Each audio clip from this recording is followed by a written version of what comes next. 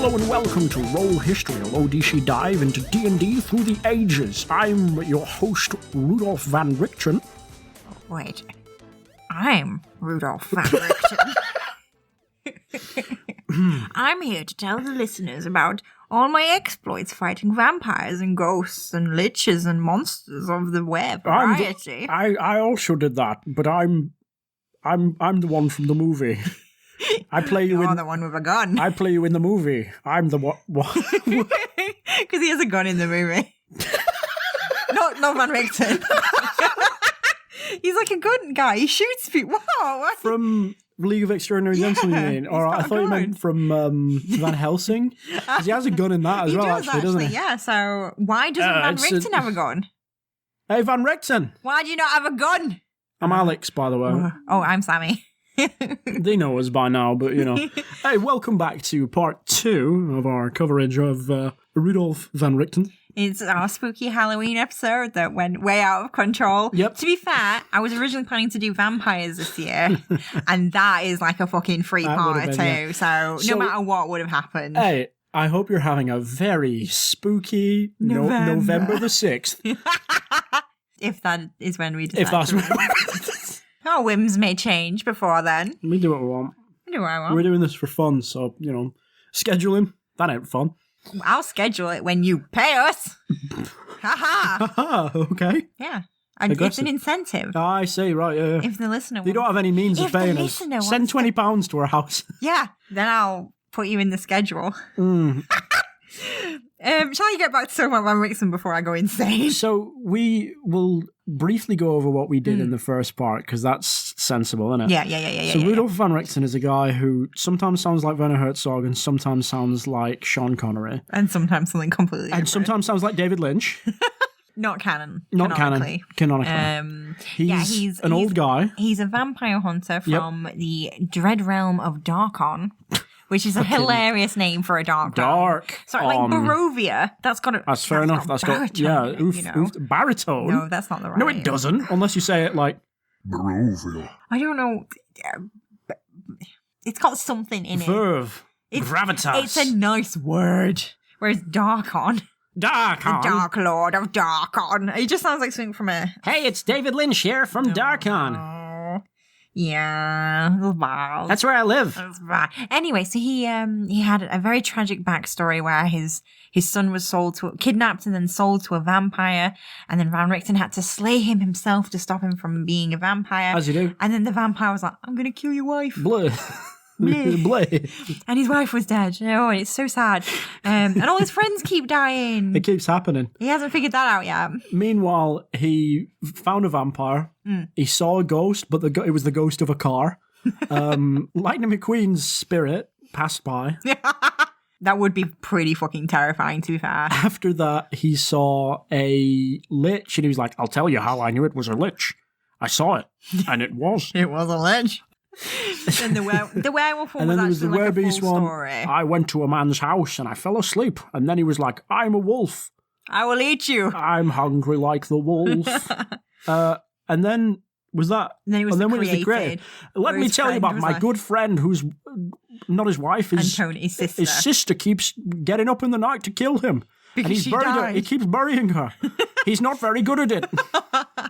Put more dirt on top. And that's kind of where we got up to. Yeah. He's still got more of his special Van Richten's guides to stuff. Oh, yeah. There are so many. So we still have Van Richten's guide to demons, Van Richten's guide to devils. No. And then Van Richten's guide to ethnic minorities. That's kind of his thing. Ancient Dead. Fiends. And then the Vistani. Who, yes, as we mentioned in a previous episode, are based on an actual ethnic minority and are treated very poorly. Listen to part 1 if you want a full fucking... Obviously, like, I'm not going to use, like, the G word Wait. I cut that sentence too short. I just said listen to the first part if you want a full fucking... That's not part of the experience. No, it's not. There was more to that sentence, but I trailed off. Even unless you don't cut out that bit you said. I need to cut that out. That's a bit too explicit for this fucking podcast. Like, if it's too explicit for Sammy, then that's... Yeah. I mean, you can say that to me later if you want.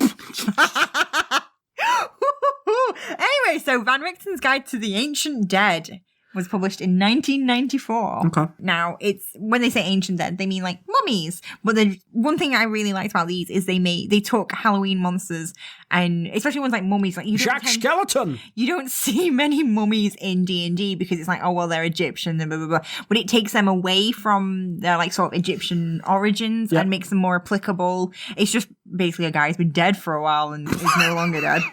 Anyway.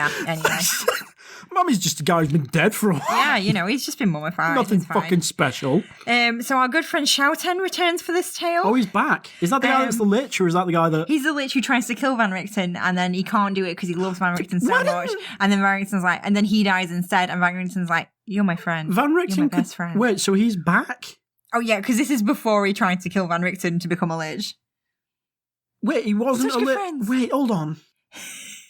So basically... How do we find out he's a Lich then? Right. Does Van Richten just say he is later? Basically, I don't know 100%. I don't know Shouten's full story. So I don't know if he's a Lich while he's friends with Van Richten, or if the ritual that kills him is one to become a Lich, and then Van Richten is a sacrifice. It wasn't specified, and I do not want to spend any more time researching these fucking side characters. I will do some mini episodes if you want it. No, it's fine. It's fine. Please email me if you want me to focus on any characters in Ravenloft, because I will do it. Please. Email me. But nice things. Anyway. If you know about Shouten, please email me. Or any of these NPCs, because I am interested in their stories. It's just when you've already got 20 pages of fucking notes and 10,000 words, I don't want... Anyway. So they're out investigating reports of zombies in a little village. Ah, zombies! Yeah, pretty as a picture. Okay, that's another Simpsons reference. We got two in the last one. One so far. So they come across an abandoned hamlet that had clearly been attacked by zombies. If anyone's wondering, a hamlet is a small ham. That you can live in. And they themselves get ambushed by zombies. Shouten quickly dispatches them because he's a powerful wizard. And they follow the trail which leads them to the cemetery. Something is controlling the zombies from a crypt, and they end up getting overrun and have to flee. Okay. So basically they're camping out, they're like planning, they're making plans, blah, blah, blah, blah. So they return to the hamlet to try and, take out whatever it is in the crypt. And even though they're being sneaky and clever, they keep getting ambushed at moments of like vulnerability, like when they're setting up camp or doing, and they're like, oh, something intelligent is in there. So they theorize that there must be a Lich in there that's controlling everything. Yeah. So that's what they go in thinking. They manage to fight their way into the crypt, and they find the skeletal remains of a spellcaster covered in amulets who was very not dead. So that sounds like a Lich to me, yeah. How is a Lich any different from an ancient dead? Oh boy, well, no, I won't just go into it actually because I could be fucking... Anyway.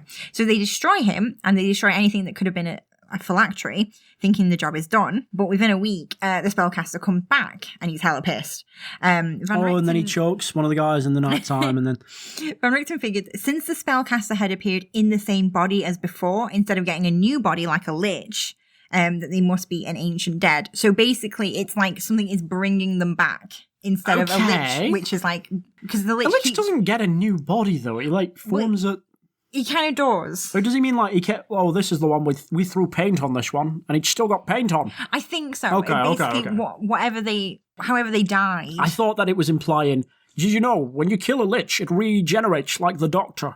Yeah. And it's from the phylactery, isn't it? And it can go... So it comes out as David Tennant this time. Yeah, but it doesn't, because the ancient dead instead just... Is that how Liches work? What? You can kill a Lich as David Tennant, the Lich. You kill him and he comes back as Matt Smith.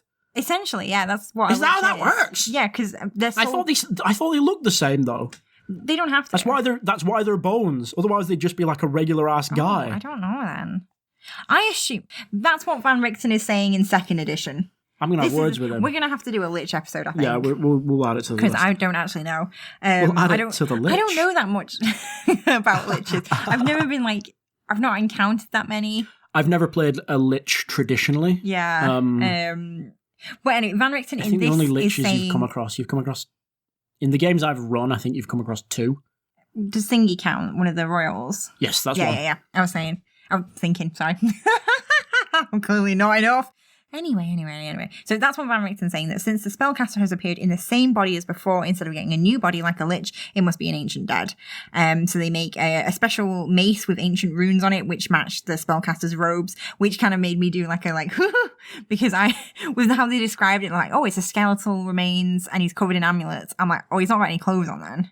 He's just covered in amulets. Yeah, no. But then they're like, oh no, he had robes as well, Sammy. You sick freak. Just imagining like a naked skeleton. Be like, it's a skeleton. That's usually they are nude. Oh, and a lot of ancient dead don't have clothes anymore because like they disintegrate. It's old, yeah. But anyway, yeah, they use this special mace and brought about its final death. Yeah. The thing I get with this one, like, I do really like how they've sort of like broadened the ancient dead. Like, it's not just like a mummy wrapped up in bandages. It is like, you know, old things in crypts, basically, which is more interesting. And more applicable to a classical horror game, especially if you're not set in Egypt. But like, I just feel like they're just so similar to liches. Yeah, it's the same. Like, even in the story, they're like, we thought it was a lich, but it was different, actually. And I still don't really feel like that liches are a good fit for Ravenloft. I just feel the hill like that you'll die on, I guess. Fair enough, you're in charge of the undead, and there are a lot of zombies in Ravenloft, and that's fair enough, but an ancient dead should control zombies. It's much more gothic than a lich is, a lich isn't very gothic. A lich is more fantasy. And I think that's what stickles with me, is that it's more fantasy horror than gothic horror. And Ravenloft, the reason why it's popular is because it's gothic horror. Yeah, if you want, you can do liches in a normal game, whereas stuff in Ravenloft should be unique to it. Yeah. Otherwise, what's the fucking point? I know, right? Obviously, I didn't properly read the Lich's book, so maybe it's really interesting and they managed to make it work and fit and blah, blah, blah, blah. But I don't like it. And also, Ancient Dead just sounds cooler. Yeah. In Ravenloft, Liches are different because instead of regular phylacteries, they'll have like plastic skeletons of animals that don't have skeletons. Ooh. It's like a spider made of bones. Ooh. Or a carriage. Or a carriage made of bones.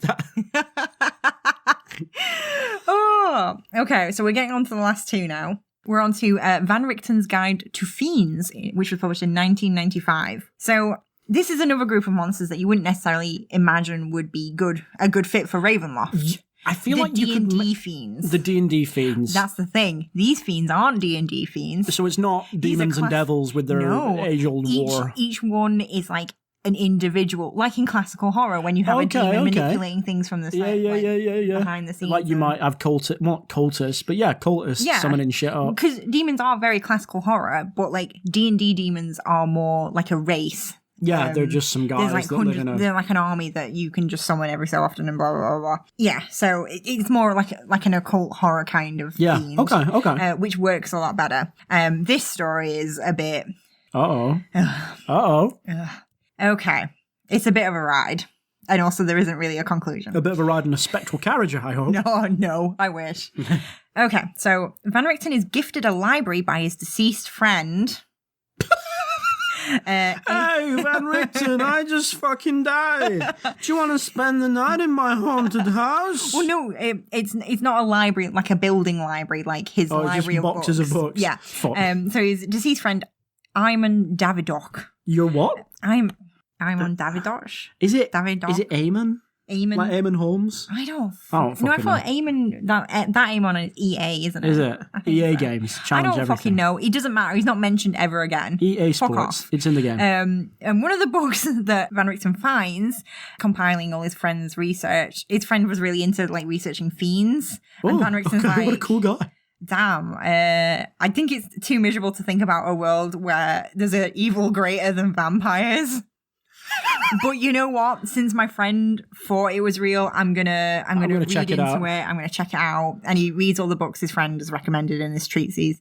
One of them is a series of 16 books called The Madrigorian, written by the Madrigal family, with the subtitle Vampires 2, sequel to Vampires. No, because this is about fiends. Well, yeah, I know, but the fiends are the sequel to Vampires. He just said. Yeah, so they're utterly insane. They were written over the course of 400 years by various family members and passed down. Okay. And Van Richten is kind of sus about it. He's like, this doesn't seem real. I'm kind of, I'm reading this and I'm like, I don't think this was written by a crazy family. I think something else is behind it. But you know what? I'm not an expert in handwriting or literary analysis or psychology. So I'm going to get my good friend, Dr. Otelli Faringer. What? You're showing me that Otelli Faringer? Faringer, I would have thought. I don't know.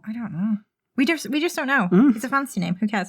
I shouldn't say that because fancy name is important to get them right, but at the same time, sometimes when you're DMing and you've done a name and then your players are like, haha, meat feast. Sometimes it can be a bit upsetting. I apologize to everyone whose name I butcher. Meat. So they collaborate after Dr. Faringer concludes that the 16 books were definitely written by a creature, not a family of insane mystics over 400 years. How the fuck could he tell? Just from reading it. She. Eh? She. Okay. I need to re-examine my internal biases. Van Richten teases his assistant for being flustered around the Doctor, but might be catching feelings himself, because he describes her as handsome, and he also says, although I believe that working in tandem was a new and rewarding experience for us both, the information we gleaned was so sobering that we could not properly appreciate the intellectual collaboration. How did you glean it? I will always regret that.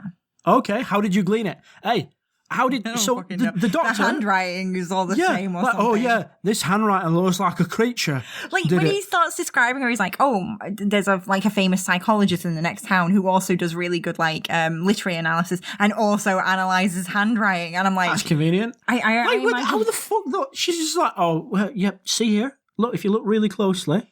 Look really, really close. Just in the fine print there.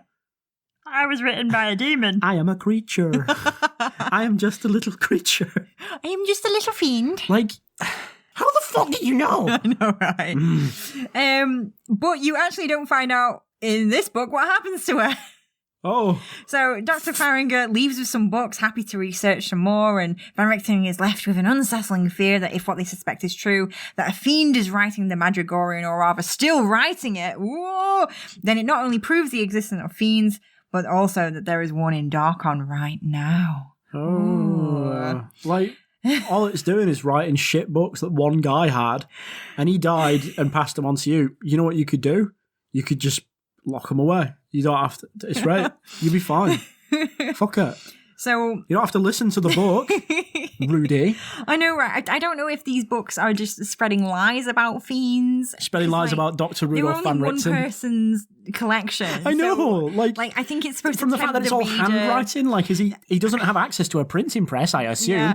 Does he sit there writing all the copies himself? Has he got maybe the reason it looks like a creature is because he's got too many he's been writing it for ages and his handwriting's fucked. I think basically it's one of those, it's like an evil book, it's an evil book series that's supposed to tempt you in. But then it's like, how did they research it while staying safe? I mean, maybe they didn't, and that's what's going to happen to Dr. That's the thing, no. Because as you read on, you find out that the demon behind the Madrigorian is called Drigor or Drigor. Drigor. Drigor? Darkon? And that Dr. Faringer helped uncover that, but no more plot is given away in that section. Okay. She does die because it says that she dies in their confrontation, but I have no idea how or why or how she helped. Okay, so what it is that she goes to fight Drigor. She's like, I've come to defeat you, Drigor. Well, no, why would she? She's a psychologist. I'm going to use psychology to defeat you, Drigor. And then Drigor's like, Van Richten's the monster hunter. Sorry. Drigor's like, you've underestimated me and my brother. And she's like, oh no, I wasn't prepared for a brother. What's your brother's name? And he's like, Wetgore. So I'm kind of, I don't know if there's probably an adventure somewhere where she appears and they deal with Drigor, because Drigor seemed to be like a hefty character, like an NPC in the book. I'm huge. You know what I mean? Like, I'm huge. There's probably more about him that I didn't research, but I'm not I'm not going to spend 10 years trying to find out. Hey, this isn't Drigor Part 2, is it?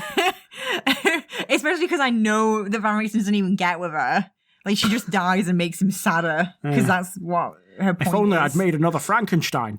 There is more hilarious art, though. Oh, good. That's what we which want. is exciting. Is that the one where he's got the big dude behind him? Yeah, and he's kind of like, he's looking at something that's fallen over in front of him, just like, how dare that fall? But he looks so old, and this is supposed to be when he's like in his monster hunting prime, and I'm just like, you look like a 90-year-old man now, and you're writing these 30 years later. No, that's because, Sammy, Okay. have you not got it in your notes? Oh, no, apparently not. Oh, Sammy, no, yeah. Oh, okay, am I missing something? Yeah, you've missed something. Okay. It's in another one of his things. Okay. It's Van Richten's guide to having Benjamin Button disease.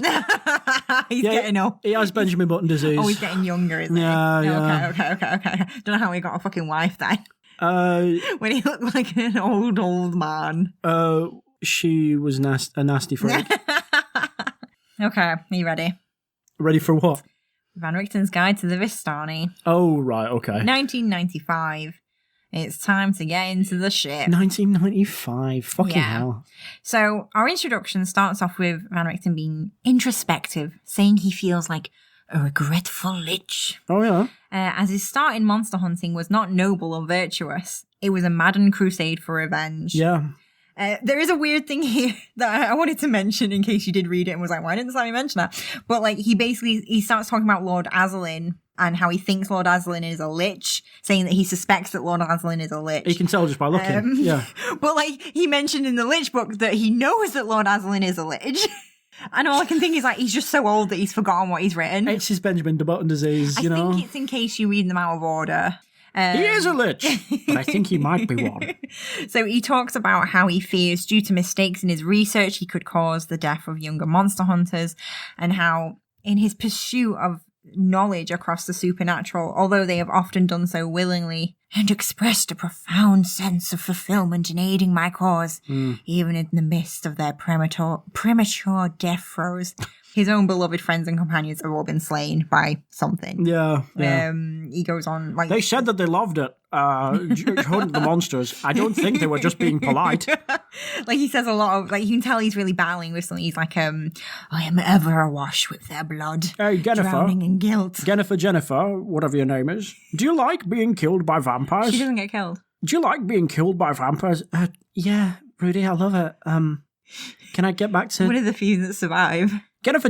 Is that her name? Jennifer? No, I think it is. it's Jennifer. Jennifer. Jennifer and Laura. Jennifer. Anyway, he goes on to say, like, to accept my company. I've already forgotten what my Van Richten voice was. It was high and wheedling. You kind of sounded like ever awash with their blood, drowning in guilt. kind of like an old Adam Sandler. To accept my company is to embrace doom. I have carried death itself with me, like a virulent disease, infecting all who dared walk with me. Wear a mask. Aww. And then the next bit is titled A Confession. Okay. My son wasn't a vampire. I just fucking hated him.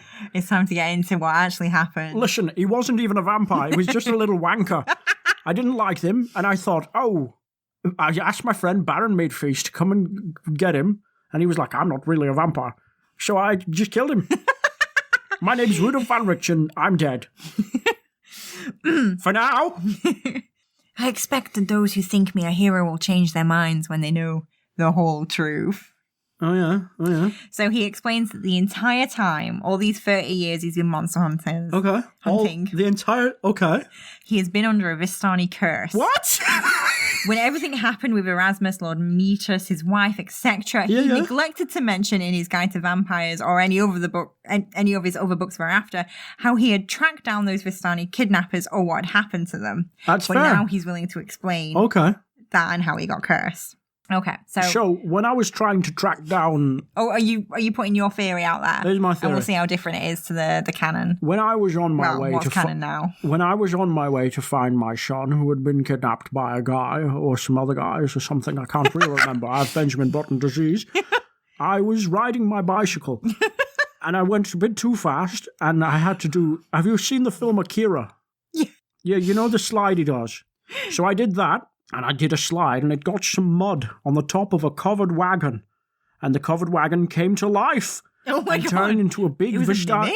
It turned into a big mimic Vistani. And it bent down and it said, "Can you wipe me?" And I said, "I won't wipe you. You're foreign." and then it gave me a little kiss on the top of my head, and I'm old. Anyway, ever since then, whenever I try and piss standing up, it makes me feel lightheaded.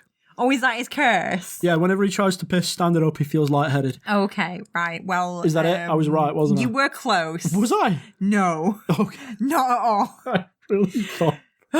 So, the Vistani kidnapped Erasmus, not just because they were evil and felt like it. For fun. But because they had actually brought an injured member of their tribe to Van Richten to be healed. Van Richten couldn't save him. His wounds were too grievous. I did a shit job of it. And he begged the Vistani to take anything of his if they would spare his life. Because he's like, the Vistani are really evil, and if I don't heal this guy, they're going to kill me. So he begs them, I haven't been able to heal them, but take anything you want of mine, and please spare my life. Right, and they nick his kid. So they took Erasmus. Which, that's as not... as a replacement for, well... It doesn't get explained in this one, but basically it's the leader's son. When I said so it's a son for a son. When I said anything you like, I don't own my son. I don't have any receipts or anything like that. I didn't stitch him together myself. I'm not saying that this makes it fine or anything, but it's a lot more in depth than they were just evil. Yeah, it's fair enough. It's like I said, a son for a son. Putting aside all the weird real world shit, like it's more of a motivation for a heinous act to take place, to further the pain of a character for drama.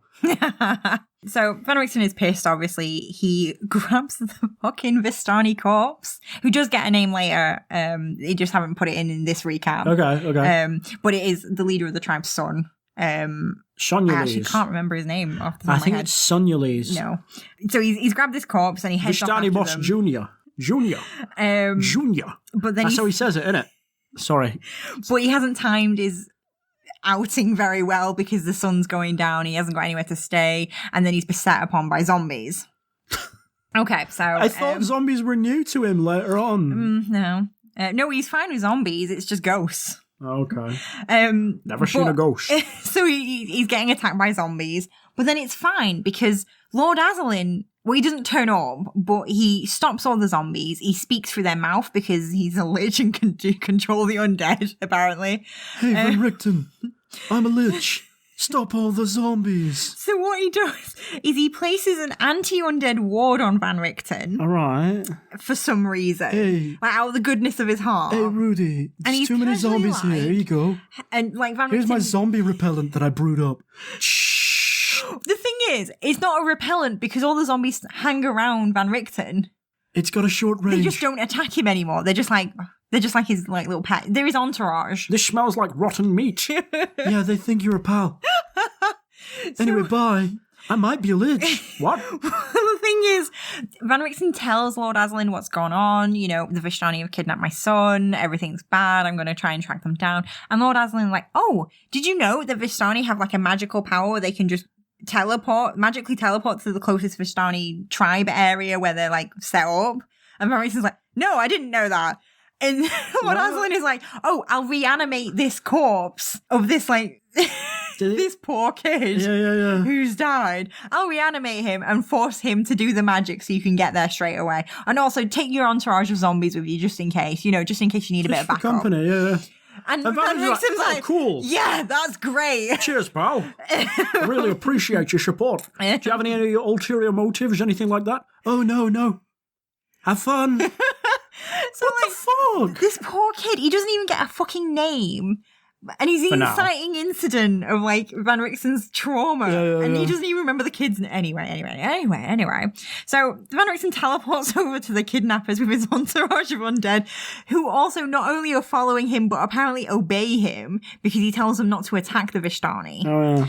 Because basically Van Richten demands that they tell him where his son is, saying, if you don't tell me, I'm going to set all these fucking zombies on you. Look at all these zombies I have. Yeah. Junior. The Vistani are like, oh, hey, look. We'll tell you what happened. Wow, this wasn't worth it We at all. sold him to this vampire guy, Lord Baron Meatus. Why didn't... If they were like, oh, we're going to do a son for a son, but then we're going to sell him. Yeah, because they're they're still evil. TSR is still racist. Oh, fucking hell. They have to be later it gets back on that they're the evil people who are pretending to be Vistani. Okay. And yeah, anyway. So Van Richten learns this and goes fucking insane with anger. I'm insane with anger. And unleashes the undead horde on the tribe. That's Mel Gibson. And murders them all. Okay, cool. Literally, the entire fucking tribe is wiped out. All right, got him. And the leader, who is called Irina Radanovich. Radanovich. She curses him, screaming, I put a curse on you. Live you always among monsters and see everyone you love die beneath their claws. Become the monster hunter guy and all your friends will be killed. Hey! Essentially. Oh, okay. So, yeah. Also, if you piss standing up, you'll get a bit lightheaded, won't you? So, yeah, that's the truth of, like, his backstory. And your son's a vampire. I don't know how he figures out he's cursed. I think he gets like It someone seems pretty nudges obvious him. But this is years later because it takes him 30 years to find out that he's cursed. Oh, right. So I don't know because he sometimes acts like he knows he's cursed, but then also he's like, oh, I don't know if I'm cursed. Ooh. Oh, like sometimes you know that someone's a lich and then sometimes you're not so sure. Yeah. Well, he goes to his friend Inarin Alster, who is like a fucking mystic guy, and he was like, yeah, you're definitely cursed. Hey, you're like hella cursed. Hey. You're so fucking cursed. Hey, I'm going to kill every vampire in the world and also every ghost in the world. That's big talk for a cursed guy. A what? I'm a what? So yeah, he's confirmed that he's very cursed, and he gets very sad. Fucking and hell, he's like, oh, how do I oh, my friends died because of me. Oh, blah, blah, hey, should I be concerned about this? No, you don't count. Oh. And one night afterwards, he wakes up and there's someone else in the room with him. Oh, fuck, is that guy's sister? It's a Vistani. Oh, fuck, it's not that guy's sister. Oh, Van Richten can tell by the colour of their skin, like they're not off. racist enough. Well, to be fair, if he can detect whether someone's a lich, maybe, then... Anyway, Van Richten immediately goes to stab him because he's so mad at all the Vistani. Because they cursed him! How dare they curse him as he massacred their tribe? Person with a tan, die! Like, what? But the dude's like, hey, I'm Arturi this word is so hard. Radanovich. I'm Arturi Radanovich, which was the name of the tribe that he massacred. Yeah. Oh! It turns out that Arturi is the sole survivor. He was a child when the massacre took place, and he hid in his nana's Varda, which is a magical clothing test. And it turns out he's the grandson of the leader. Mr. Van Richten, I have the ability to turn into the size of a pea. And I hid inside a little pod. I don't know why I chose Alcahest's voice. I was like, just do like an American accent, but not just a generic one. I don't know. So Arturi has come here because he wants to heal Van Richten. Hey, you're under a curse, right? Like Van Richten, Arturi is also cursed. Hey, I'm also cursed. I cannot stop being a pea. By Van Richten. Oh, fuck off. Van Richten's like, what the fuck, man? What are you on about? I can't curse people. But Arturi reminds him that in response to what his nan said, Irina, the leader of the tribe, did she curse him and then he killed her? Yeah, as she was, it was her like last, her dying words. Okay, cool. And so after that, Van Richten screamed, "Undead take you as you have taken my son," which does kind of, I know that's just like a response, but like it kind of implies that like, oh, you've said this to me, now I'm saying something to you because I know that your words hold weight. Yeah. So I don't know if maybe he knows he's, I don't know. For me, what it sounds so cursed. When he says "undead take you as you've taken my son," what he means is that sell them to a vampire. Yeah, the undead are going to turn up and sell them to a vampire. But then. I don't know where I'm going with it. I regret picking Alcahest's voice for the guy. Let's do a different voice. Hello, it's me. Better, yeah. Just a little benevolent. No, again. It's not happening. We're done. Okay, so so it turns out that Van Richten, with these words, cursed the Radanovich tribe. Yeah, the one guy that there is. Well, that's the thing. All of them died, so it didn't really affect any of them. Yeah. Apart from the one survivor. Oh, fucking hell. It didn't specify this, but I assume he's been souped up a little bit by Lord Aslan because he's not cursed any other random people that he shouted at in his 30 years. Yeah. So I assume the same power that like Lord Aslan gave him that stopped the undead from killing him and eating him and gave him command over the undead. Hey, hey, no. But sometimes it is implied that Van Mr. Van- Richten can just control the undead, Mr. Van which is Richten, a bit weird. hey, Just I when put they a special can't figure out spray how on he you, fights them. so the zombies think you're friends, and also all that stuff, and also maybe you can put curses on people. But anyway, have fun. So because Artori didn't die after he escaped, and went to go find an adult, because he's a child, remember? Needle adult. He ever since then he has been pursued by the undead. So zombies just follow him everywhere. They follow him wherever he goes. No Vistani tribe will take him in, and neither will any outsiders. So an actual fucking child has been on the run from zombies for 30 years with no help from anyone. And if they ever catch up, then they're going to sell him, and that's going to be really bad because, as we all know, the bones are their money. I mean... So he's gone through all that over these 30 years. Yeah. And now he's like, look, Van Richten, it's time to heal our curses. I've come here, Oh, do they have to kiss? No. If the undead ever catch him, they're going to pull his hair up, but not out. Because if they pull it out, they turn back into bones. Oh. Well, no, it's skeletons, isn't it? That? Fuck. Skeletons are still undead. I just think it's a big move to be like, hey, you murdered my entire family and way of life and has ruined my life since. But hey, you're cursed too, so let's work together to break the curse. Even though you definitely murdered all my family. I mean, but... I was a child. I wasn't implicit. Okay. You could have just killed the leader who took, your son. But instead you killed the whole tribe, including innocent women and children. Yeah, okay, fair. All that's... I'm not saying that he's fine doing that. But what I am saying is that if, a small crew of zombies were pursuing me on electric scooters for my entire life, I would be fine going up to this guy and being like, hey, can we swap curses? You'd rather all your friends die all the time. Well, no, because the curses run out as long as I'm not around people that Rudolph Van Richten is friends with. Oh, I see. It works on Rudolph Van Richten's friends, doesn't it? Oh, no, it's just the cursee's friends and family. That's a multi-purpose curse, that. Multi-purpose curse. That's efficient cursing. You got to be specific about that kind of thing, yeah? You do have to be specific in your curses. I think that's why Van Richten's was so shoddy. Bit of a shit one, yeah. Didn't specify. So for all Artori knows, he will just be brought back to where Baron Metis' castle. Or yeah, it's just quite frustrating for him. Won't necessarily be eaten. On the plus side, it led to the invention of the electric scooter in Ravenloft. So Artori is like, we can cure each other. I can remove my Nana's curse if you remove the one on me. And to do that, do you know what Van Richten has to do? Kiss him. They have to kiss. Forgive the Vistani. Van Richten has a fucking fit. Because of course. How can I absolve the Vistani of evil when all I have known of them is cruelty beyond humanity? Oh, fuck off. Cure your curse, you old fart. And I'm just like, mate, you're the one that massacred them. I get that they're not... Anyway. Well, look, it's okay for me to massacre them. I'm white.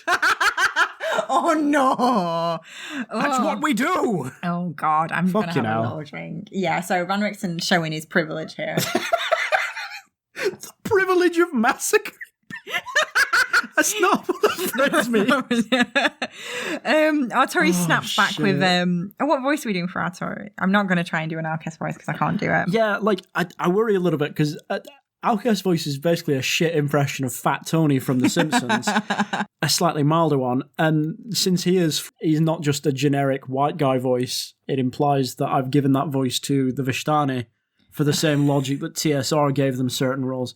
So the voice for the guy is like, I'm tired. I'm tired. Oh, zombies. Oh, I've been running for so long. Crikey. The Vistani are not cruel, not evil. Oh, I didn't check the fucking line. Oh, shit. All right, okay. No, I remembered it. Okay. You see them. No. You hate them. There we go. You hate them for it is through fear you... All right, everyone, we got to part the curtain here a little bit. Sammy's taking some notes because she's, doing research. No, you've closed it now. I need to tell them what the actual line says. So what she's written, copying from the actual text, the Vistani are not cruel, not evil, you the them, for it is through fear that you see them. But I think you hate them for it is through fear that you see them. That makes sense. If you studied them as you studied so many true monsters, then perhaps you would understand that. And Van Richten's like, if you would "What study the them, fuck?" if you would study them as you study some other monsters, perhaps you would them. Oh no. That's what he says. Oh no. But yeah, basically Van Richten's like, oh shit, that's actually a good idea. I should research them and Yes, I should make a guide on how to kill them. Wait, no, Rudy, no. Fuck. Yeah, so they agree to work together. They'll make a guide on Vistani, and while Van Richten learns about the culture and all those things, you know, he'll appreciate that they're not all evil monsters, which is great, except there's loads of like fucking... There's a lot of evil monsters here. No, there's a lot of like stereotypes. Right. And it's like, oh yeah, these Vistani aren't good, but they're a very bad Vistani. They're a very naughty, evil Vistani. Naughty, evil ones. And they can all put curses on people willy-nilly, which sounds really fucking fun. Like, I would love to be like, oh my god. I'm always putting curses on Clemmy people. should be able to curse people. Okay. That would be so good. Just to randomly Sorry. put a curse on people. Upcoming characters. I put a curse on I you. put a curse on you. Anyway, sorry. Yeah, anyway, he kind of ruins it a little bit because in his fucking book that he's writing the introduction for. So he's recounted all this. He's like, oh yes, and we decided to work together and it was really nice. He then goes on to fucking say, oh dear reader, don't forget, though they're not as truly evil as many of my other subjects, they're still bad and nasty. And I'm like, don't ruin it. For fuck's Come sake. on. But anyway, there's an extra bit in this one because at the end of the book, Van Richten is like, hey, Arturi, I've kind of learned all about, you know, the Vistani. I wrote this cool book and I sent it to Earth. I'm ready to forgive them and also not be cursed anymore. It's more the second thing. Really. So they do a special ritual Where they kiss? that bonds them forever and means that Van Richten is an honorary member of a Vistani tribe, which is funny because technically Arturi isn't part of a Vistani tribe because his was all massacred and no one else will take him in. Oh, right. He's considered a darkling, Oh, which is like what cool. Vistani are. Dark on darklings. Oh, I know. Just, I know it's gothic horror, but not everything has to start with dark. Listen, I've become an honorary member of the thing, which is why Africa will never, the Vistani will never let me die. Oh my god, this works really well. The League of Extraordinary Gentlemen. To break the curses, they have to go back to Barovia, where the Radanovich clan was camped and the massacre happened. They forgive each other and they fight off some undead together. Okay. And Van Richten ends up sending them away with the power of his words. Again, I don't know if this is a power he's always had or if it was just specifically like because they need to work together and realize that they don't need to fight. Like Neo at the end of Matrix 2. Kind of, yeah. Secret Matrix. Yeah. And then they laugh and cry in a scene that's reminiscent of how he spent Erasmus's final night. Like so he kills him? Yeah, no. He kills him, yeah. No, they just... Now that that's done. Because Erasmus comes to him at midnight and they talk things over and Father, like it's their final night together kind of thing. Father, why do you sound so different now? I've been through a lot. And they have the same kind of thing. Like they eat like some jerky from their pack and like, reminisce about everything that's happened and blah, blah, blah. And they clearly have bonded in this. And like, that's shown by the fucking ritual that they did. Hey, and then they decide to part ways forever. Okay, cool. That's for the best. Van Richten's like, I don't really want to be a monster hunter anymore. I'm going to go back to my house. Do you want to come with me and live with me forever? And Arturi's like, no. No, old man. I have plans of my own.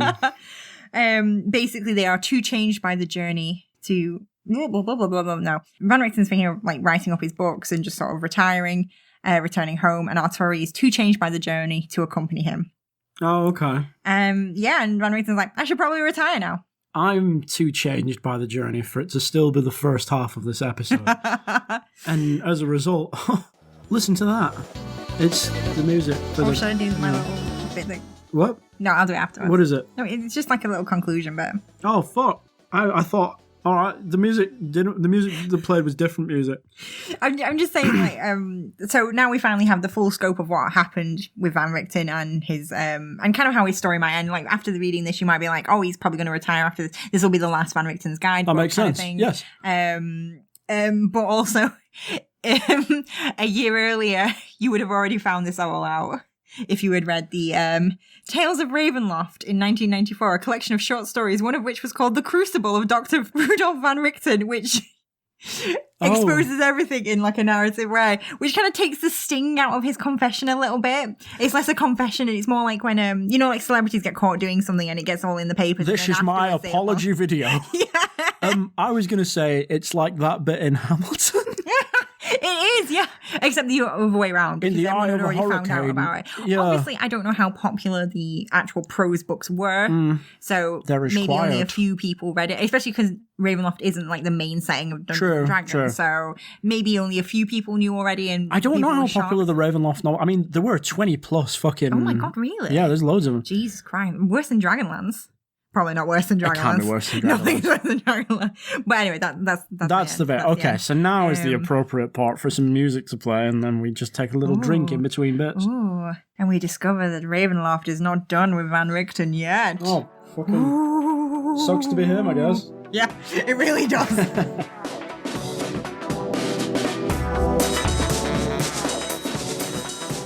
So the thing about Bleak House is that for the most part, it's Charles Dickens. Oh my god. It's mostly, I said Dickwin. Dickwin. It's Charles Dickwing's criticism. That would be a very different series of books, I think. It's his criticism of the British court system and just how long it fucking takes to get anything done there. That's the point of Bleak House. That is a valid point, but we're talking about a different Bleak House now. Oh, hey, listener, didn't see you come in here. Oh, hi. We were just discussing what the latter half of this episode was going to be. Ooh. Anyway, so so Ravenloft is not done with Ravenloft is not done with Ravenloft. No, our friend Raven is actually currently stuck in Ravenloft. By which I mean it's just a regular loft that she's trapped in. But she's in there, so it becomes a loft. You gotta spell it differently. This loft was made for me. Anyway, so the next time we see Van Richten is in the adventure Bleak House.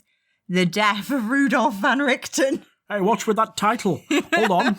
Published in 1996. Fucking drama. Hell. That's going to be a problem for him. Yeah, it is actually. It really is. It's going to be a problem for us now. Oh, fuck. So it's a box set made up of 3 adventures. Adventure 1 is called Whom Fortune Would Destroy. Adventure 2 is called The Baron. Okay. And Adventure 3, Homecoming. Okay. So they had like a really fancy name and then we're just like, wow. In the very beginning, it's 3 adventures, but it's split into in the box set you get 3 books. So as you start reading, there's an author's note that tells you that this is one of the hardest adventures to run for the DM because the players are kind of captive for a bit. Which obviously no one likes, and the DM will have to use more initiative than in a regular published adventures. Okay. I'm not like other adventures. I'm special and different. You have to use your imagination. It just made me laugh. Sorry. It made me laugh so much because I think, obviously, I haven't run that many adventures. I haven't done that many adventures. So when someone's like, oh, you have to use your initiative in this, I'm like, I use my initiative every time when I DM. What the fuck are you on about? Anyway, sorry. I'm just getting riled up. I can't imagine someone would literally be like, I'm going to do it exactly as it is in the book and not change anything. You're fucking shaming this adventure from 1996. I am, yeah. I was only 5 years old and I can be a better adventure than that. I'm so sorry. I'm being facetious. I'm sorry. Okay. Do you want to jump in? Let's fucking go. So, Adventure 1, Whom Fortune Would Destroy, which is a fucking banging title. It's pretty nice. Great. That's kind of like, ooh. The fortune's going to destroy him. Whose fortune? Who's destroying the fortune? Remember, listeners, if you're wondering about whether you should use who or whom, replace the sentence. So, like, whom would fortune destroy? It would destroy him. So then that's whom. Where it's like, who would be he? Ooh. It's like, who would be destroyed? He would be destroyed. You know what I mean? You swap it around. That's the tip. He would fortune destroy. Yeah, it doesn't make sense. So, in the first adventure, you end up on an island. You were shipwrecked. We live on an island. Sorry. By a ship called Mercy, which is like a really bad fucking sign. Oh yeah, let's do this Ravenloft adventure and you get saved by a ship and the ship is called Mercy. I'm not going to read into that It's fine. It's a good thing. And there is a sanitarium on the island. Okay. Like for chilling out in like the nice kind? No, like an asylum. Oh, so not the nice kind. No. Any classical horror, you're going to have some kind of form of asylum and mental health and ableism and I was bullshit. reading I think just some stuff on the internet. I don't know whether it was tweets or a thread or some shit, some social media crap. But somebody mentioned sanitariums in it, and somebody else was asking what a sanitarium was, and somebody replied saying that it was basically a spa. Which, I mean, technically that was the intention, wasn't it? It was like a place where people can go to get better. You can convalesce here, and it's nice. Unfortunately, like real world applications were not like that. But that's how it works when in the Created, Van Richten's Guide to the Created, there was a little adventure in there that was in like an asylum, and I was just like, I don't want to mention that. This fucking sucks. Hey, stop putting things in asylums, guys. I know like the creepy doctor vibe is, but like don't put crazy people in there. Like let them like. Yeah, in fact, don't call them that. Yeah, sorry. You've been reading too much Van Richten's. I'm becoming Van Richten. Oh no! I can't do his voice, but oh no! Anyway, oh no! What's happened to me? Hey! So the doctor in charge, Dr. de Claude Heinfroth, which I shouldn't laugh at, but Heinfroth is just such a funny name to me. Heinfroth. How is that spelled? Oh, with a TH on the end. Sorry, I thought it was double F. No. Sorry, that's your accent. That's my bad accent. I say things bad. Heinfroth. Do you know why it makes me laugh? Is it because you imagine opening some beans and it fizzes up? No. That's the Heinz froth. No, because it's like hind froth, so it's fizzing from your butt. Got him. Yours is better.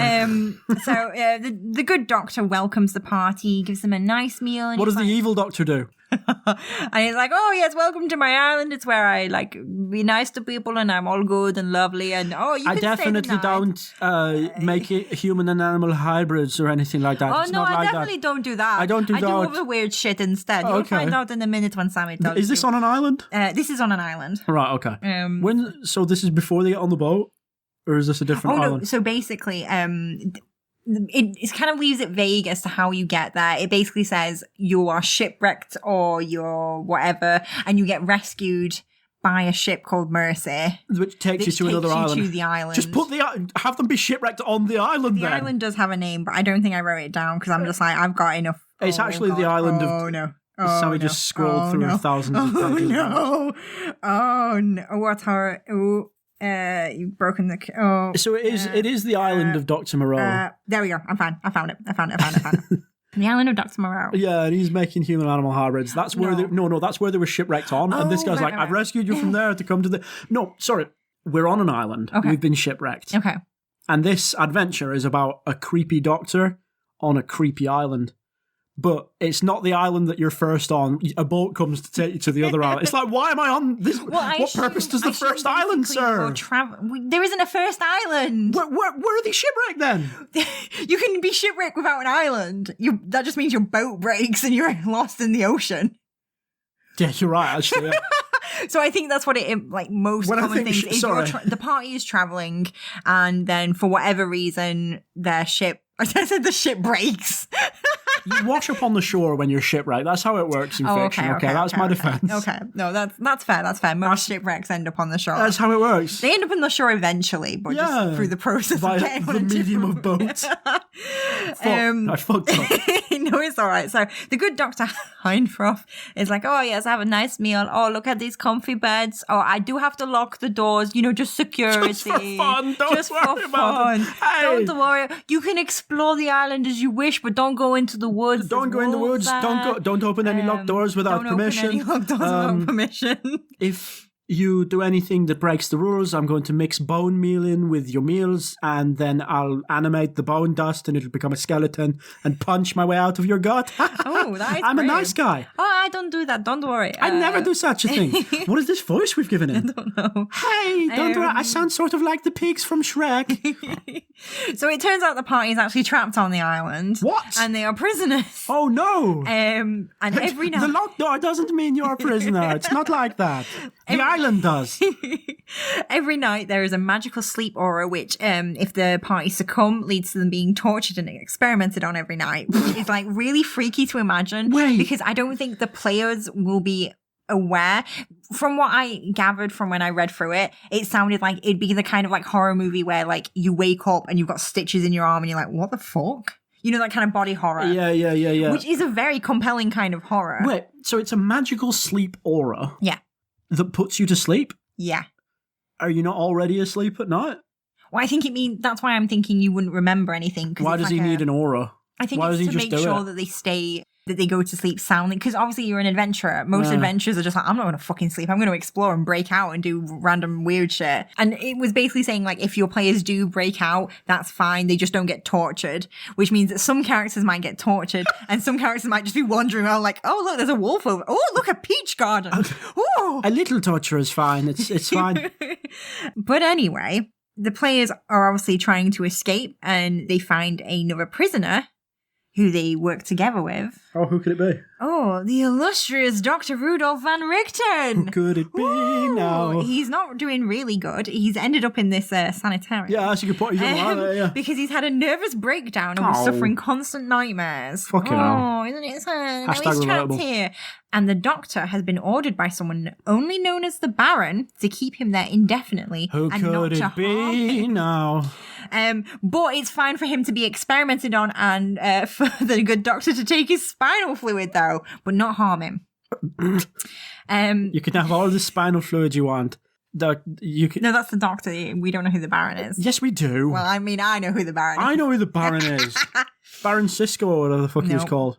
You mean Meat Feast? Yeah, that's the one. Yeah. Anyway, it turns out that Dr. Heinfroth is not a good-natured doctor. The good-natured Really? doctor, like he purports to be. Hey. But a vampire who feeds on cerebral or spinal fluid and Okay. also likes experimenting on people on the side. It's a lot of Just fun. he just has a good time. Here's my new experiment. It's called a little cap at the top of your spine, and I just unscrew it and I put a straw in, and I can just get easier access for your spinal fluid. And most of my patients prefer this actually, because otherwise I have to use a needle and it's uncomfortable. Should we come up with a free creepy experiment for DMs to use Yeah, okay. to like freak out their players? Sure. Okay. So I think what would freak me out the most, I mean, obviously there's a lot of things I don't like. I don't like things under the skin, and I just looked at my wrist and now I'm thinking about veins. Oh no.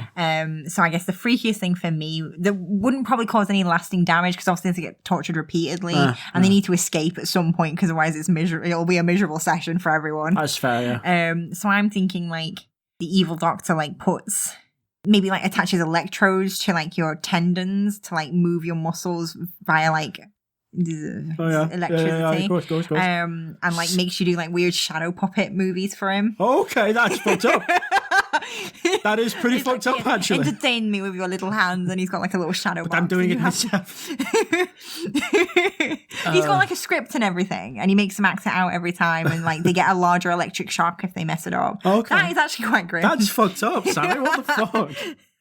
Okay, here's mine. Okay. You wake up and he's written a note by the side of your bed. And So you wake up safe in your bed. yeah, you wake up safe in your bed. Okay, Don't- okay. the horror's coming. All right? I'm Stephen King. Ooh. That's why you had to tell me that the horror was coming. I'm Stephen King. Because he always has to tell you what's going to happen. Stephen King here. I don't know how I talk, actually. I don't think I've ever heard Stephen I don't King think talk. I've ever heard Stephen King Hey, talk. Stephen King here. This is how I assume he talks from looking at his face. The master of horror's back. Stephen King. I've got a new anthology. It's called The Doctor Does Stuff. Imagine you wake up in your bed on the island of Dr. Heinfroth, the doctor, and he's left a note by the side of your bed. Oh, okay. And A it creepy says, note. Yeah, and also the island's in Maine. Anyway, right. the note says, Hello, it's me, Dr. Heinfroth. In the night time, while you were under the special sleep aura, it made you stay asleep. I opened up your flesh. Oh, just generic flesh. I opened up your flesh, and I drew a little picture on your bone. Ew. I've been drawing pictures on your bones for 6 nights straight now. And you're like, I wonder what the pictures are. But you can't see because You'd your have to go bones and are find back. an X-ray. Yeah, your bones are back. And he's like, I drew a little That picture on is your... What would be more freaky is like if you're feeling like you're just like, I feel really unwell. I don't know I'm not sleeping well or something. And the doctor's like, oh, well, let's do a little investigation. Let's do an X-ray. And then you see this X-ray and there's fucking like weird shit all over your bones. You'd be like, what the fuck? And the doctor's like, oh, that is very bad. Hey, Dr. Heinfroth here. I changed the colour of your bones. You got green bones now. Why? I don't want to have green bones. Why would you do that? I don't know. Well, he's part of the gaslight. He doesn't tell you that he's done it. He's just like, oh, that is very bad. You will have to stay at the sanatorium for a long time. Your bones look like Easter eggs. What a lot of problems for you. Stephen King told me to do it. Hey, my name is Dr. Heinfroth. Welcome to my little house. On an island. I live on an island. Island by the sea. So obviously the party escapes with Van Richten in tow. Obviously. You can confront the doctor or escape some otherwise, but it does get harder apparently if you don't succeed the first time, which is why I think there was the author's note about like, oh, this will be hard for DMs because obviously players don't really like being tortured and imprisoned. It's fair. It's and fair. then if your game gets harder, the more they try. Excuse me. Yeah, it is. It is like a... Oh, the island was called Dominia. Oh, okay. I wrote it here Dominaria. right at the end. But anyway, they escape the The island. Dominican Republic. There's a few different ways you can do it. You can hijack the Mercy boat because apparently that visits a lot. You can make a raft. You can... there were other things. I don't remember them. But you end up... you vanish. My character knows teleport. Okay. Oh, you're fine then. No, that's right. So you vanish into the mist, only to end up in Darkon. Why did you go off when I was reading from you? Fuck you. Me? Sorry. You vanish into the mist, only to end up in Darkon at Martyra Bay. Oh, yeah. And now we're on adventure 2. Oh, fuck, we did it. That's the first adventure. The first adventure is not the most in depth, but the second adventure come back. is very bad in comparison. Okay, just really shit? Or... Yeah. It's like universally like considered. reviled. Not reviled, but just like, yeah, it has to happen to get the characters from A to C, but it's not really, it's not Okay, great. interesting. Okay. So adventure 2, this is the adventure called The Baron. So I wonder what's going to happen in this one. So the party hears that someone has revived Baron Metis, and that's probably why Van Richten is having nightmares and He's stuff. back! So the party decide to go sort that out for him because they're so nice. Do you guys mind? They investigate the town. Help me. In the town until they arrive at the Black Tower, which is where Baron Metis resides. And they I could have guessed. I wouldn't have had to investigate around the town. You know what? Yeah, like if there's you know a what? place There's like called a the fucking Black Tower, you'd be road like, signs. You know, like the spooky where Yeah. it's pointing to. It's like, oh yeah, fucking Jeff's house, the island you were just at, the Black Tower. I'm like, oh, it's there. Easy peasy. I know, right? Kick down the door. So what puts you onto it being Baron Metis, aside from like the doctor telling you like, oh, a guy called the Baron said that like I shouldn't kill this man. So I just experimented and drank his spinal fluid. I drank his fluid and I drew a little house on his bones. So basically, Van Richten has a freak out while you're exploring the town because he thinks he sees Baron Metis in a crowd. And afterwards you can ask Van Richten some questions and like there's some scripted answers for him to say. And one of them is, what happened to the Vistani tribe that stole your son? Because they ask about his backstory and he explains like, oh, Baron Metis, like... I killed them. And Van Richten answers with the same rough answer as in a Guide to the Vistani, except for the fact that it was now the Vistani who killed his wife. What? Not Baron Metis. Have you read my book? Remember when I said that the guy did it? Well, it wasn't him. It was those I don't know guys. if it was a typo. Wait, hold on. How did they kill his wife? They were all dead. They were all dead. I don't know. It doesn't explain that. It's literally like, it's just like a little thing. The one surviving child must have done it. Like, I assume. Because obviously this is before the zombies had electric scooters. So he's running through the fucking thing. The zombies start rolling down the hill behind him. He's like, oh shit. And he dives out the way and it crushes Van Richten's house. I mean, Van Richten's house is fine, as we'll find out in a bit. Well, it's not fine, but sorry. Well, fuck me, I guess. But yeah, so he even said, he carries on to say that he and Arturi have made peace. But like, yeah, apparently that's why he hates the Vistani, because They not killed my only did wife. they kidnap his son and sell his son to a vampire, but they also, I guess, under control of the vampire, went and killed his son after he'd killed them. I guess he didn't kill them in this one, even though they are definitely dead and definitely cursed him. So I don't know. And also later in the adventure, they say that it was like Baron Metis is like, I killed your wife, I'll kill all your friends, and then I'll kill you. So it's like, who killed his wife? I think it was Baron Metis, and it's like a bit of just a typo or a misprint or something. Let me just check my copy that I've got here. Okay. Oh, okay. Maybe it was Erasmus. No. It was Baron Metis did it. Okay. But at the same time, the Vishtani also did it. Okay. It's kind of a Orient Express kind of thing. The ghosts. And also the ghosts. The ghosts did it as well. And this was before they died, but also their ghosts from after they died went through time to do it as well. Yeah. And they all kind of came in at once. Yeah. So there's not much else to talk about in this one. Once you know it's Baron Metis, you go to the tower. It's basically a dungeon. There are ghost bears. I don't know why there are ghost bears, but there are ghost bears. And there's also a guy that you can... the end fight is basically Baron Metis is there. He's like, I'm going to kill you, Baron Van Metis Richten. here. I killed your wife. No, he's not. He's basically like, I want to kill you, but I can't because I've got to save you. I've got to send you somewhere else. Go to the third but I will adventure. kill all your friends. So while we're fighting, I've got this guy over here in a cage. I've chopped off all his arms and legs. Okay. He's a powerful spellcaster. He's a psychic user, and he's going to kill all your friends with like psychic lightning blasts. Because he has to do what I say, because otherwise, I've already chopped off all his limbs. Yeah, what's he going to do? And he's like on the brink of death, but he's frightened of me for some reason. Hey, mate. And also he's only referred to as the Thinker. Hey, Thinker. Hey, mate. Just, can you tell Baron Metis that you did it? He's no way of checking, and we'll have him killed in a sec. And Thinker will be like... That's the thing. Okay. So, obviously you defeat the Baron. Yeah. Van Richten kills, steals, and chops off his head. What, just jumps in and does it? Well, he's supposed to be fighting, so it's one of those where, like... I did it. Basically, there's a mechanic where if you help Van Richten fight Lord Metis, the Thinker will be impressed by your bravery and stop firing psychic blasts at you. Right. But if you don't have an old man with you, then you'll have Van Richten with you. You've taken him to meet his... he's distressed and like having a nervous breakdown and nightmares, but you do take him to see his worst adversary. Oh, right. Okay. I just and then it's all like, oh yeah, go fight him. Like he's just been in the fucking sanatorium. He needs to... Yeah. So basically, the Baron dies, and the Thinker says psychically to everyone, hey, thanks, he was a douche. Hey, did you know that he was working for Madame Radhanovich, who's like an evil ghost that's possessing... You fucking what? Who's like hanging out at Van Richten's old house. You should go there and deal with that. Maybe you should do that. Hey, it's me, the Thinker. I'll show you the path to her hideout.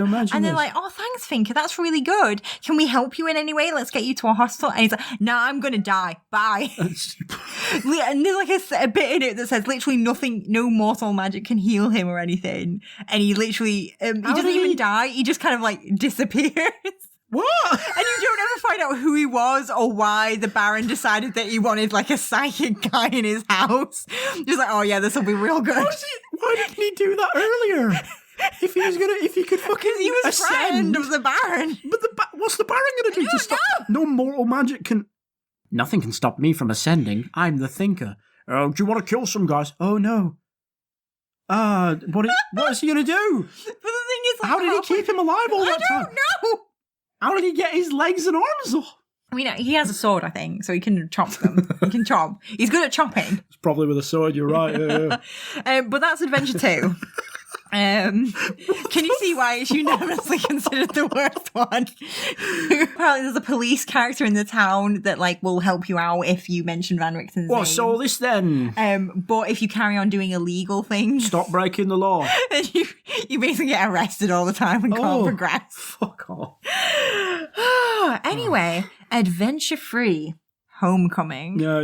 So as the Thinker has politely told us, this whole thing is what if, just before you start, sorry. What if you get into the town and there's the Black Tower and all that stuff, and Baron Treacle's there. Baron Meatfeast. Yeah. And you get back and you're like, oh, Van Richten's had a shit time of it. Let's get you on. Come on. And you just go to his house, like, you'd be right. You skip it. You It's could fine. have skipped it. Yeah. So this one's a lot more complicated. So I'm not gonna. The other ones I've been going through as it was presented in the book. Yep. Sort of how the players would find out naturally. But I'm just gonna sort of give you the main plot first. Okay. So basically, Madame Rodanovich died when Van Richten, killed her with all those undead. People die when they're killed. She cursed Van Richten. Yep. But her soul was so full of hatred Okay. that her spirit was sustained and she became like a ghost. However, she carried on having control over the other Vistani who had died, and they were not reanimated as zombies, which she takes control of. Right. And they wander the myths for several years, a decade. Just wondering after her about... death, until she finds Richten House. Oh. Which is basically, Van Richten has a little herbal store in Mordenshire, but also there's his original home, his ancestral home, that he doesn't live in anymore, basically, because his wife died and his son's dead and it's all miserable. But the servants still take care of it. It's still in his name, but it's not like he doesn't go there anymore. Yeah. And she's just like, well, this is mine now. Okay. Why does she need a house? What is she doing? Well, basically what she's doing, she sets up shop there can't even sit and uses down. her Vistani powers to watch over Van Richten and delight in his anguish and capture the spirits of those who have perished due to the curse. Oh. So she's basically just got a big mirror that she's scrying on and she's just chucking Pokeballs at ghosts in it. Yeah, essentially. She doesn't get them all, but she gets a fair few. And she's just like, and the zombies are just like, madam, are you going to be, should we be moving on, to the afterlife, Ray? She's like, shut up, I'm watching my stories. Yeah, essentially. Oh God, I've lost my notes again. One sec. Oh, there we go. However, 8 years ago, her grandson, Arturi, made peace with Van Richten. He did, yeah. And both of their curses were broken. Oh, nice. Her main form of entertainment, gone forever. Oh, Oh, but then a handsome Vistani turns up. Oh, a handsome Vistani stranger turns up in this house to talk to this ghost woman. Hey, is there a ghost here? Yes. How did you know? And he says that he can help her further her revenge. He had reclaimed the Baron Metis from death and showed her how to do the same to the spirits she had trapped in the house, and then just left. Well, bye. Can we find out who he is? No, never. Just a handsome Vistani. Obviously, it's a Vistani because of course they're it the is. real evil. They all stick together, don't they? Yeah. So basically, Madame Rodanovich is just like, okay, well, I'm going to plot my revenge. She recruits Dr. Heinfroth to help, and the plan is basically how? Baron Metis. Wait, no. He lives on an island. Well, let me explain. So basically, Baron Metis is going to use his special vampire powers to give Van Richten terrible nightmares.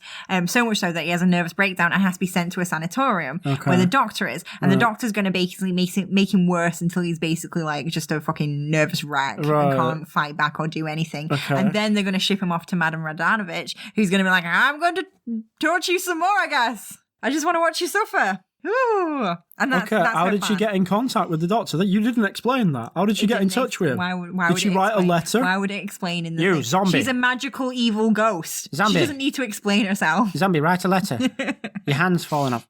Zombie, can you swim to this island, please? Like one day the doctor's just like, is that a zombie on the shore? What I think it implies is basically that Heinfroth didn't have a sanatorium and somehow... She funded him? I don't know if she did, or the mysterious stranger did, or the Baron Metis did, or if he had one anyway and they somehow knew he was just evil and it was like a like a cover story kind of thing for him to get all that spinal fluid because he's a vampire, remember? I mean, I guess... maybe he just knew Baron Metis and was like, and Baron Metis is like, oh, I know a guy. And she's I know a doctor guy. Yeah, and she's... Now listen up. I'm dead, and that means that I have a lot of cryptocurrency. And I'm going to fund your shit. No. You if you help me kill a guy. Kill a guy. And torture him forever. Well, I do like to do that. Well, yes. Can it be on an island? Yeah. Fine. So, as you approach the Richten house, you go there. You know Madame Rodanovich is in there somewhere. Yeah. And as you explore, Burn it different down. ghosts will appear Just burn and it do down. different things. depending on the Taroka card reading that Madame Radanovich or the DM does at the beginning. Yep. So basically, a lot of what happens in the house is dependent on your Taroka reading, including the ending. Ah, okay. Much like in life. Yeah. So there are a few ghosts that worked at the house. So a few servants, Hello, two of which house murdered ghosts. the other servants. Yeah, we did a and murder. Also a servant's dog. So that's nice. And Was it actually a dog, or was it like someone's best no, friend there from was a when they were a dog. child? No, there was an actual dog. Okay, you're not just remembering it wrong. It was really interesting to read about, but this is already long enough. That's fair. We are on a long episode here.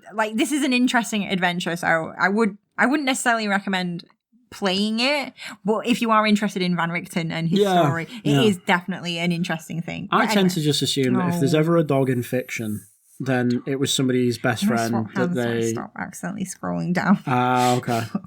So a few of the ghosts as well that you encounter are some of Van Richten's friends from previous adventures who've been trapped there. Are any of them mice? No. Okay. You basically, you just have these encounters, you learn about the different ghosts and what's happened. You find like weird artifacts, depending on which one you find, how like it is to do with the reading. I don't really understand how you could go, because basically everything goes to shit on the fourth night, but I don't understand how you could spend 3 nights in a haunted house and not be like, hey, shall we just fucking We should burn probably it do down? something about that. Yeah, like fucking hell. Like some of the ghosts will attack you depending on what card she's pulled. Yeah. It's all very, I don't want to go into every scenario that happens. Yeah, why wouldn't you just leave? Hit the bricks. Basically, you might have been attacked by ghosts. But you might have just been in a house. You might have just encountered them and got to know them. Oh, like a carriage. There's some you can befriend You can talk that to the will help carriage. you later. Yeah. There isn't a carriage. One of the ghosts refuses to attack you. You will only see her on the first night. She only appears once. His wife, huh? Dr. Otelia Farringer. Oh, okay, not his wife. And she won't attack you because she loved Van Richten so much, Oh. more than his dead wife, who is also a ghost that's there, but she might attack you. So it's kind Wait, of why would loving this one guy who's also keep having you a nervous from- breakdown. keep you from attacking some other guys? Well, because you brought Van Richten with you. I guess. I don't fucking know. It's like I said, I didn't go into too much detail with that because there were loads of different scenarios, and depending on what card you pull, depends on what the ghosts do at different times. There's literally each ghost has its own schedule of what it'll be doing in different rooms at different times of day. Yeah, Van Richten's dead wife has PA at 1 o'clock, and it's like woodworking after that. Is something that I think you should never assume that players are going to stay in any one area for multiple nights. I wonder if it's maybe different if you're doing an adventure though. Like if the adventure is, oh, here's a haunted house, you're not gonna be like, well, fuck this, I'm leaving. Because then the DM's like, okay, I guess the adventure's finished. I don't know, like, hey, recently I ran a small one-shot kind of thing that's still ongoing because it turned out not to be a one-shot, set in a haunted colliery. Yeah, but that's a few different buildings. That's a few different buildings and If you set it stuff. in a haunted house. But and also, I don't think they can leave. But the point I'm making is that I've had to put in the you can't leave rule. Oh, because right. I was going to have it be over the course of multiple nights, and I realised that for the pacing of a satisfying story and all that stuff, you don't want to be like, okay, and then you lie down and sleep here for 8 hours. Like that sucks. You know what I mean? Do some time shenanigans. Well, eventually it gets to the fourth night. I think you can't leave. You can go on the grounds and stuff because there's a groundskeeper and a dog that runs around at night. Yeah, he's your friend. Curious incident. The dog. But on the fourth night, everything goes to shit. You don't see Dr. Farringer again until the very end. You only see her on the first night where she's like, oh, I can't attack you. I won't listen to her. I love you so much. More like Dr. Dead Ringer. So all the ghosts will start attacking you. The Vistani zombies, which are fucking around still. It's been like 30 years, so they must be pretty smelly by now. But yeah, they're trying to eat you. It's been difficult. It's been difficult to keep these in all one piece. And the problem is, like, because it's the fourth night, everything's going to shit. So all the spirits inside are mad. Madame Radanovich will every so often try and possess a party member. Oh yeah. She prefers female wizards. Don't we all? And then the actual house, the house itself has a malevolent spirit that Madame Radanovich can't control, and it awoke when Van Richten re-entered, probably because Richten House has become its own mini domain of dread. Oh, that's fun. Yeah. That's fun. I've been in a house with malevolent intent before. It tried to eat me. Well, yeah, the house is trying to eat the Oh, player. cool. So everything's going fucking insane. And in the Taroka reading that you've done at the start, Mm-hmm. A room is specified as being like the important end one. Okay. And depending on which ending you get will depend what room it's in. Like in Curse of Strahd, and your reading being Yeah. where you encounter Strahd Yeah, and where yeah. So basically on the fourth night, any ghosts or zombies that are attacking you will try and force you into the final confrontation room. like herd you into the room. Yeah. Okay. And that's where Madame Radanovic will be waiting for the final confrontation. Cool. At this point, she's captured Dr. Farringer and has her bound on the floor.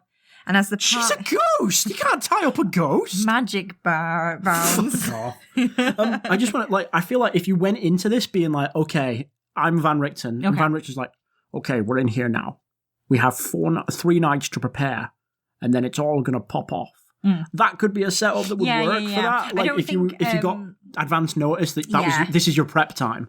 It's implied that depending on, I don't know if it's depending on the tarot card read or on something else. When does that take but, place? Is it just something the DM does without? The DM does. Okay. I assume, That's a I shame. don't 100% know. It might be that the players get to see the cards without knowing what they mean. I like in the Curse of Strahd 5e one where your characters do the reading. Yeah. Like that makes more sense. I'm not- I'm interrupting. I'm not 100% sure.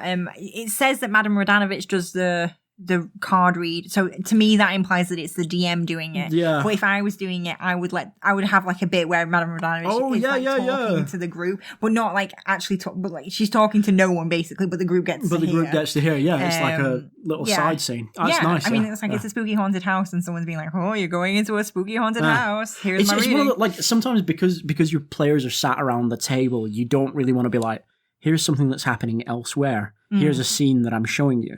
Like, because you want to keep them in their characters and in the moment. So, like, it's a really useful tool that I sometimes forget to use. It'd be really helpful to be like, here's what's going on elsewhere. Sometimes it's hard if you're trying to keep a character. Sometimes you can't trust players with player knowledge. It depends on your group. Because some people let their characters know their player knowledge. Yeah. So I'm like I said, I did skim a lot of this. Yeah. Mostly because there's a lot to read. Oh, yep. Sorry. There's a lot to cover, and we're already over time. No, sorry. Oh, there's still quite a bit. Is there? Yeah. Sorry. Hey, it's part 2. It's a bumper episode. So basically they go into whatever room was predicted by the reading. She's captured Dr. Farringer. She's bound on the floor.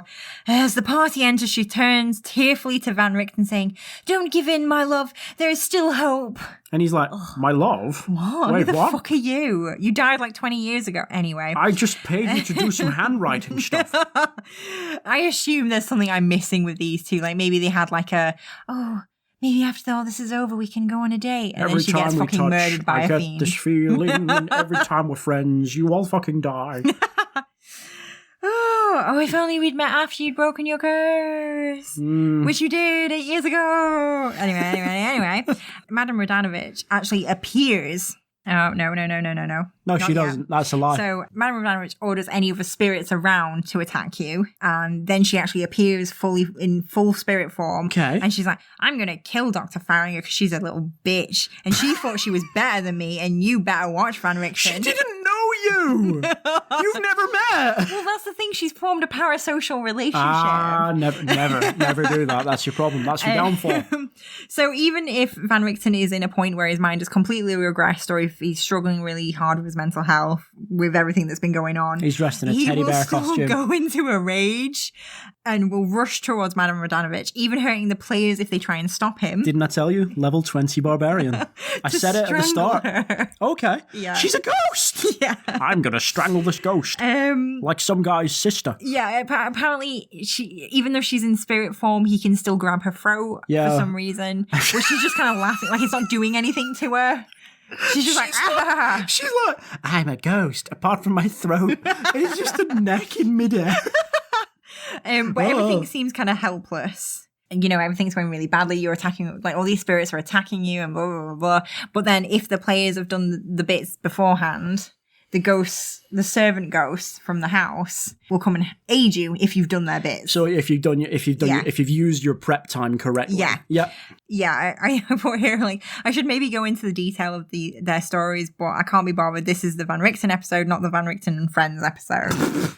Fucking got him. I know, right? This is one of 10 Van Richten episodes. So then after this, depending on what artifact awoke earlier, depending on the Taroka reading, the story can go 4 ways. So if it's the knife, look, Madame Radanovich possesses Van Richten and blasts lightning everywhere. Players have to save and take half damage on a success. If there is a female player, they will be pushed aside and not hurt by the lightning, so Madame Radanovich can possess them in a second. Because Van Richten takes back control of his body, so Madame Radanovich tries possessing the player. If there is no female players in your party, then she will just pick someone at random. Okay, why don't she just do that anyway? Come on, book. Well, because she's female herself, so she'd rather have a body. No, you don't want to be fucking using your spirit powers to possess somebody and then getting dysphoria as a result. You don't want that. No. If the player does not save, then their mind is completely destroyed. Oh, right, okay, so save or die. Fucking save or die, bitch. If they do, Madame Radanovich is cast out. Either way, she attacks the party, whether she's possessing someone or not. Okay. Once she has been vanquished... God, that fucking sucks, doesn't it? Just like, here's the start of the final fight. You immediately die. Yeah. That would suck. What good at encounter design. Right? So eventually, you kill her. Once she's been vanquished, all the zombies crumble to the ground, and the ghosts are free. However, the house has absorbed her spirit, and Van Richten claims that he must stay and make sure she never escapes. He disappears because he's a ghost now?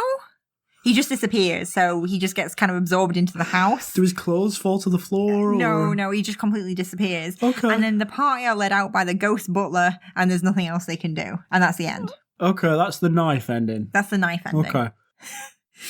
So the satchel ending. Mm-hmm. Satchel ending?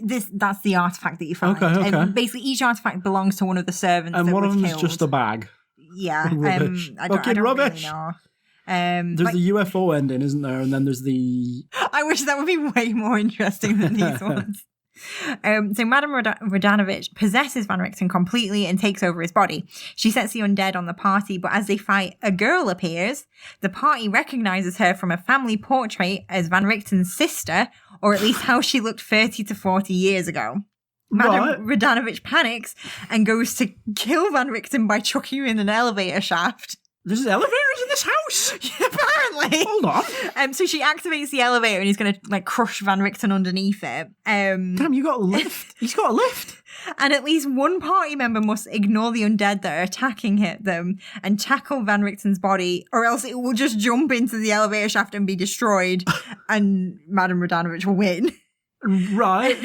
So if no one saves Van Richten, the house spirit is enraged and recreates all the undead previously killed until the entire party have been slaughtered. So I'm assuming that that's the satchel ending because it's a bag of fucking shit. Well, it's not finished yet. Okay. If you manage to tackle him out of the way and she doesn't throw him down an elevator shaft, she disappears and Van Richten gets turned into a small boy. His ghost sister, who I didn't realize was dead because she's not dead. But, he never had a sister before. His ghost sister is like, everything's fine now. I'll protect him. Yeah, come back in 20 to 25 years. There will be a time of unparalleled darkness, which only Van Richten can stop in a quarter of a century. Oh, yeah. And then the butler ghost is like, well, you better go. Get out. That... So obviously you will have seen the family portraits and known that he had an extended family, but yeah. His sister is only young in the I assume it's actually the spirit of the house who's I'll protect. His spirit has regressed somehow, and I'll protect his spirit. How did that happen? And I'm just taking the form of his little sister. Why did he become a child? Why? I don't know. It doesn't explain. Do you remember that bit in Once Upon a Time with Pinocchio? And he's Pinocchio has become a hot old man. Well, not old man, but a hot adult man. Yeah. And then he's now he's a child again. And it was weird. And I'm because characters had sex with him. Yeah, very strange. I mean, I don't think anyone will have had sex with Van Richten in this, but you never know. Do you think the ghost Dr. Farringer is she's like, ugh. Oh, well, I dodged a bullet with that one. Yikes. Oh. So that's the satchel ending. Okay, and then there's the in-water ending and the Maria ending, right? Oh, I wish. The ledger. Madame Radanovich is being strangled, but then plunges her hand into Van Richten's chest, screaming about how he's afraid to die. She does like a big burst of lightning, destroying any undead or spirits that linger, leaving just the party and Madame Radanovich. Good job, idiot. And Van Richten. Van Richten is like, I'm not afraid. You have no power over me. Is her hand still in him? Yeah, Okay. Which seems to weaken her resolve, and the party then get automatic initiative, which means nothing to me. I think they just get to go next. Yeah. But I don't know. Anyway, eventually you kill her. You kill her. You weaken her sway over you by... You've got a book of different British birds, right? And you can... Hi, Stephen King's back here. I have the book of... It's not British birds, it's American birds. Oh, okay. The kingfisher. This weakens the power of the mummy. The American jackdaw. This weakens the power of the mummy. You know, you There's no recite... mummy. You know, from It? I haven't seen it. There's a bit in it where the mummy's coming to get him. Wait, isn't it the clown? Yeah, he turns into things and you're afraid of. Oh, right, okay. His true form's a big spider. Anyway, at one point That he's is turned frightening. into a mummy and he's walking towards the kid, and the kid's like, "Oh shit, I better recite some birds."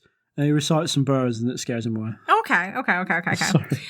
Fuck. So Stephen eventually King you kill Madame Radanovich, and then you turn to Van Richten, but he's dying, and no mortal magic can save him. Oh no, you He better becomes- turn into a child. That'll do He it. becomes a ghost and merges with the house spirit, acknowledging that he has a great purpose, though he doesn't know what. And then you were escorted out by the butler. This butler guy's behind it all, I think. So does he get like cool house armor? No, Like he just disappears. Like his special, he'll knock his house It's armor. very similar to the first one in that he just disappears but this time it's Madame Radanovich like just disappears herself. Check me out, I've got a horn, but it's actually a chimney. And we're on the last one. Okay. So the artifact is the doll. So Van Richten is screaming, "You're dead! You have no power over us!" And the house is screaming, You're dead, "Die, son! die, the house? die, die!" The Okay. house is literally screaming. Where's Madame Ravanovich in this? She's being strangled. Oh, okay. The house is... Okay. The house is The screaming, house is "Die." on my side, Van Richten. Me and the house are Well, friends. that's the thing. The house is just screaming that to anyone because Oh, basically okay. the zombies start to scream because they are sucked into the house, but not like through portals, like literally like squished against the floorboards, like their bones crack and there's flesh spurting. You have to Okay. make a horror check Oh, yeah. because it's so revolting. Oh, gross. And Madame Radanovich snaps Van Richten's neck in an attempt to get him to stop. We got him. I assume it works. So Madame Radanovich then proclaims that she is the master of Bleak House now I've and done it. turns on the party. Now I own the house. Everything goes really badly. The actual text of the thing tells the DM to fight without mercy, to like actually try and kill your fucking players. Okay. And then at the end of like a couple of Go rounds. turns, do a fake roll and look very concerned, telling the party that they have a very sudden and desperate urge to retreat. Okay.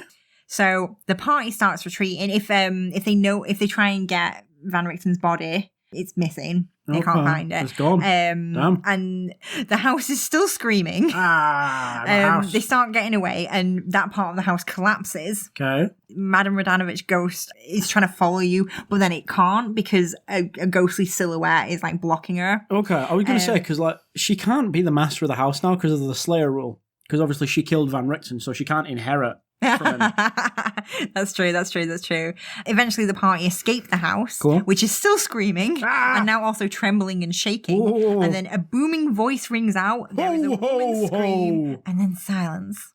Mary Van Richten. Van Richten appears before the party as a ghost, explaining that the Radanovich tribe has been absorbed by the house, and it's up to him to make sure they never escape. He thanks the party and asks that they find his sister and apologize for not being able to see her one last time before he died. But she was dead. He then disappears. Okay. The mists break, and the party look up and see twinkling stars. And then the butler descends from above and is like, you should leave. The house is no longer in its own demiplane. Okay. If the DM wants to go back to Ravenloft, they can have it reappear in Darkon in its original location. or the party can be finally free of the mist. Okay. And that's it. Fucking hell. Honestly, as I went into this, I did not expect him to die in every single one. He keeps But dying. He dies in every single Apart from the one ending. where he becomes a child. Oh, no, but he's still his spirit, so he's still a ghost, I think. Wait, his ghost? Wait, he It's like becomes a his child spirit. who is a ghost. It's his I spirit, thought- so it's not him having a physical form, it's like his spirit becomes a child. Why? I don't But no, he know. has to stop a thing. He must still have me. Because then in 25 years, when 5th Well, edition comes out... How is a ghost gonna... In 5th edition, when 25 years comes out... No, in 25 years, when 5th edition comes out, he's back for Curse of 1996. Strahd. No, because 1996, so this was only... Oh, no, 2021, Van Oh. Richten's Guide. No, because Curse of Van Strahd- Richten's Guide Curse to of Strahd is Ravenloft came out in 2016. 21. Curse of Strahd's not real. We did it, everyone. We fucking did it. Van Richten, canonical ending, confirmed. Thanks for listening to Roll History, a low there's DC... more. More to Bleak House? No. Bleak House is done. Van Richten is well. All his companions think he's missing, but they're after this. There are 3 monstrous compendium Van Richten's monstrous compendium books that come out. Fucking hell. Well, everyone, join It us never next time ends. for part fucking 3 of Van Richten's here doing stuff. Being a ghost, trapped If in his house forever until a big destiny appears. So yeah, there's we've done it. Do you want to know how many more books there are to cover? 100. Well, there's 3 monstrous compendiums. Fucking, no, they'll find out soon. Well, join us in part 9. 6. Join us in part 9 of Van Richten's Guide. If you like this episode, 9 have more fun. books. If you didn't like this episode, I'm sorry. Please follow us on Twitter and Instagram. Tell a We're on friend if Tumblr, you enjoyed actually, it. We're on Tumblr. We are on Tumblr. Fucking hell. If you have any stories about Van Richten, maybe email us at rollhistory@gmail.com. We'd Yeah, love if to you hear met about him- your stories. If you met Van Richten, Tell if us you what did your- Bleak House, please let me know. Tell us what voice you do for for Van Richten. Oh, yeah. Send us a voice clip. Oh, no, that's starting to get weird. No, that's a little weird. Send us £20 and a Send voice us clip. your voice. A tape. Send us your voice in the post, and we will give you legs. Ooh. What? It's fair trade. That isn't a fair trade. That's weird. If you want to marry a prince, you need legs. Anyway, Oh, I see. let's sign Little off. Mermaid So, reference. since I did the last one, you should do this one, yeah? Even though I did the start. Yeah. I definitely have one well thought out. And Do you want to take a planned. second to think? Because No, I I don't need I a can cut second. out the silence. No, you can't. The silence pervades us all. Okay, so you are an adventuring party. You're wandering around Darkon looking for a new adventure. Wait, am I every member of the party? No, I'm a you're just- gestalt being. No, you're just part of a party. Ah, shit. And you come across this old abandoned house, and you're like, oh, this looks like a spooky house. Maybe there'll be like body a... number 2, investigate. I'm going to send my second body to investigate. So what you're going to do is you're going to roll history and see if you know anything about the house. Okay. Body number 3 was a historian, actually, so Okay. So you get a +2. that's good because I rolled a 4. So that's a 6. It's a 6. Oh, you've never heard of this house, but it looks so spooky, and there's definitely going to be some ghosts and treasure, and it'll be really great if you go inside.